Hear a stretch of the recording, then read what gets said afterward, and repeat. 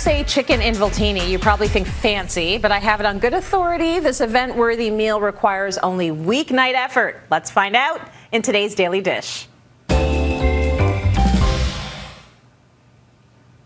All right, take a look at what you'll need for Chef Julie's recipe, and don't skip the rosemary sprigs. They're going to act as the toothpick to keep the roll together.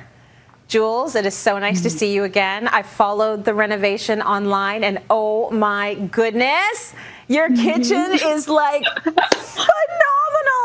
So I love that you're in your new kitchen. I love this meal. It looks fun to make. It looks very versatile. Where do we start?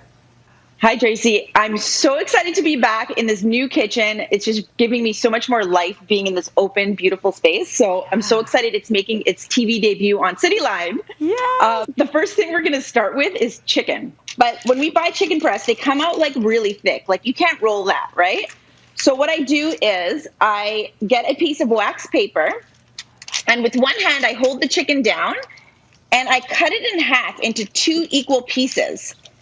So now it's still not rollable. We're going to pound them out. So we're going to pound the chicken out between, again, 2 pieces of wax paper. And this will allow the chicken to tenderize, and it'll also make it a lot easier to roll. So I actually lost my kitchen mallet in the process of my renovation. So you can actually use a bottle of wine. And what you do is you put it on just don't break the wine. It's a full bottle, so do not break it. But you put it on a cutting board and with the chicken in between, and you just whack it. So easy. I think that would probably be really nice for, letting out any of your frustrations about anything happening in society. Just go to town on that chicken. So next, are you going to be filling the chicken next? What do you like to use? First, we season the chicken with some salt and pepper. Flavor. And then what we do is I add a layer of pesto.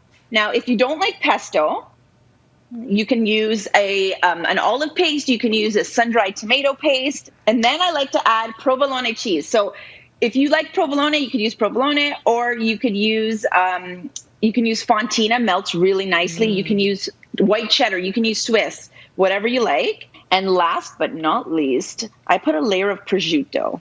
Oh, yes. And if you don't like prosciutto, you can use ham, like regular ham. You can use turkey. Both are really delicious. Next, we're going to roll it up. So they're not going to look perfect. So lower your expectations. This is a very rustic looking dish. So we roll them up as tightly as we can here.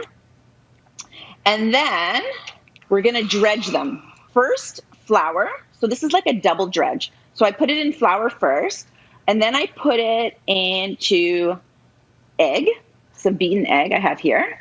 And then last but not least, some Italian breadcrumbs. And I use Italian breadcrumbs because they are delicious, and they've got already Italian seasoning in it, so you add even more flavor.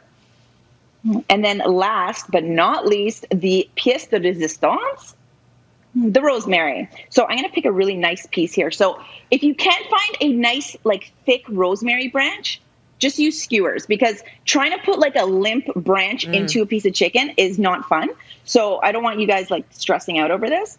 So put this in, and now we're going to cook the involtini. You're going to pan fry these in a skillet, 3 minutes per side.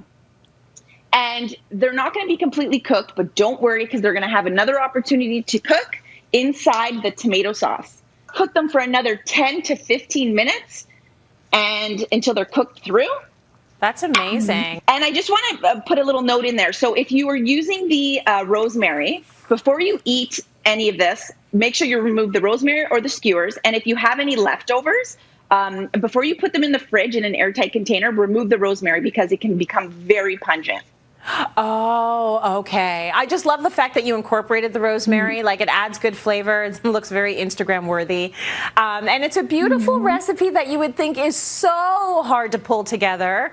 And you just did it all so easily in your beautiful, shiny new kitchen.